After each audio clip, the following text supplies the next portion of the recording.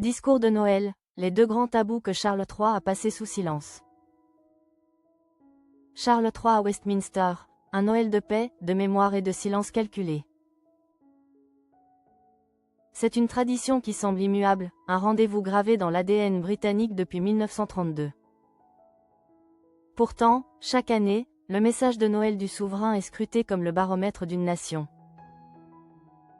et d'une institution. Ce 25 décembre 2025, pour sa troisième allocution de Noël, Charles III a choisi de s'éloigner des dorures des résidences royales pour s'exprimer depuis la chapelle de la Vierge de l'abbaye de Westminster. Un choix de décor qui, à lui seul, porte un message de sacralité et de continuité historique.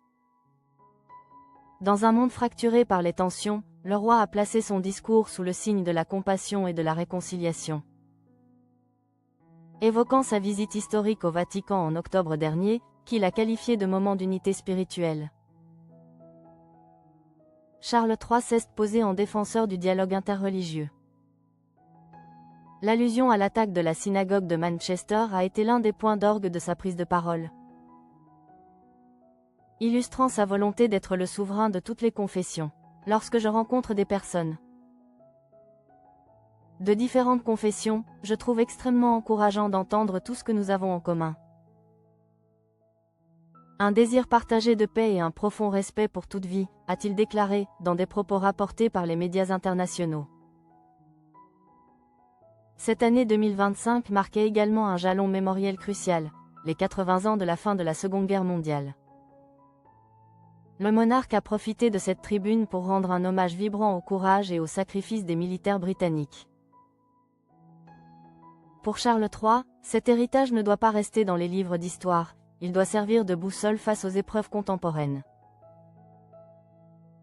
La manière dont les communautés se sont rassemblées face à une si grande épreuve porte pour nous un message intemporel. Ce sont ces valeurs qui ont façonné notre pays et le Commonwealth, a-t-il souligné, liant ainsi le passé glorieux au défi de l'unité moderne. Les silences du roi, le choix de la pudeur et de la fermeté. Si le contenu du discours a été riche en valeurs humaines, ce sont peut-être les absences qui ont le plus fait réagir les observateurs de la couronne. Charles III, qui a pourtant lui-même rédigé son allocution, a délibérément évité deux sujets brûlants. Sa santé personnelle, alors que le pays suit avec inquiétude son combat contre le cancer, diagnostiqué en février 2024. Le roi a choisi de ne pas faire de mise à jour sur son état de santé. Une discrétion qui s'inscrit dans la tradition royale de ne pas placer la fragilité physique au cœur de la fonction symbolique. Le cas du prince Andrew, la fracture familiale avec son frère cadet est restée totalement passée sous silence.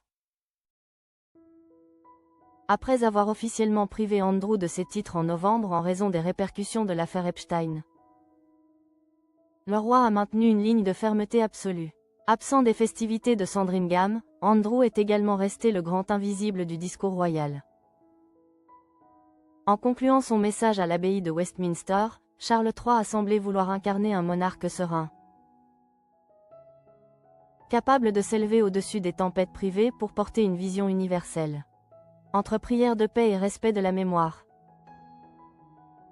il a offert aux Britanniques l'image d'un chef d'État stable, préférant l'unité du peuple au tourment de sa propre famille. Pour les sujets de Sa Majesté, ce discours restera celui d'un équilibre fragile, celui d'un homme qui, malgré la maladie et les crises dynastiques, refuse de laisser l'intime éclipser le sacré.